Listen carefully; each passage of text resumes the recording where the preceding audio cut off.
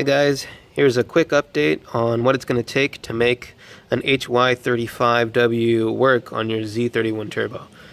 So the first thing I'll say is if you do get one of these, make sure you get one in good condition, even if you have to spend a little bit extra. And the reason I say that is because the one I got ended up being like super high mileage, and ended up having a cracked turbine housing. So that pretty much sucked. And then another thing is that the turbine housing was really hard to take off. So after getting some heat going and some PV blaster, hammering it on one side and the other, then the other, ended up hitting it on one side too hard, and it just broke loose finally, but it broke loose too much on one side and hit the turbine wheel and then bent the turbine shaft. So this is essentially useless to me now. I think I was quoted like $400 to get it rebuilt, and you can probably buy a reasonably good one for that amount and maybe a little bit cheaper, but I'll still go through some of the stuff that you need to do. And the biggest thing that you need to do is, so when you get this, it's going to come with studs here. Usually they come with studs. You have to take those studs out and hope they don't break off. And then another thing you need to do is you need to drill these out, because you're not going to be able to mount it to the manifold. Now, I used a 25/64 drill bit, and it's pretty tight, but it works. If I were to do it again, I'd probably use maybe a 27/64, but it works perfectly fine the way it is. And then the other thing that I noticed was there is a pinhole right here. And the reason that's there is because the center section has a pin to align the center section and the turbine housing. You need to shave that off, otherwise you're not going to be able to clock the center section. And it's not just on the turbine side, it's also on the compressor side too.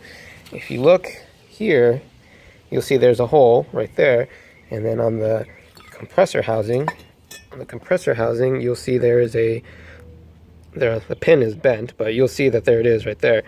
So you need to do all that, otherwise you're not going to be able to clock the turbo the way you want it to. And then that's pretty much the biggest thing with the turbine housing. And then on the compressor housing, as I mentioned before, the wastegate is integrated into the compressor housing.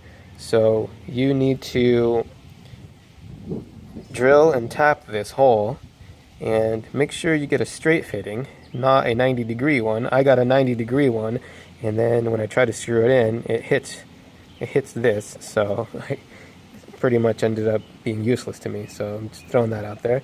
Also shaved off the wastegate bracket. I'm not quite done yet, but you guys get the idea. And then for the V-band flange, I started shaving that down too. Again, I'm not quite done, but you know, you get the idea. So just got to shave it down more and smooth it out, and that's pretty much all there is to it with those. And then obviously you need to get oil lines and stuff. The feed, you need to buy the feed, and then you need to buy it for the block too. I think I got some AN style fittings for that. And then for the return, even though it's round, the square stock type will work, and it'll work perfectly fine. So just throwing that out there. And then in order to get this connected to your downpipe, you need to get yourself an adapter, and that's what this is here. And this here is essentially a hunk of shit, but nobody makes these, so ended up paying way too much for this.